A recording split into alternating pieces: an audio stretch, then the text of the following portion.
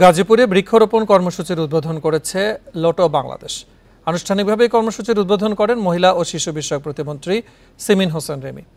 এ সময় লোটো বাংলাদেশের পক্ষ থেকে জানানো হয়, চলতি বছর তীব্র তাপদাহের প্রধান কারণ দেশে সবুজায়ন কমে যাওয়া।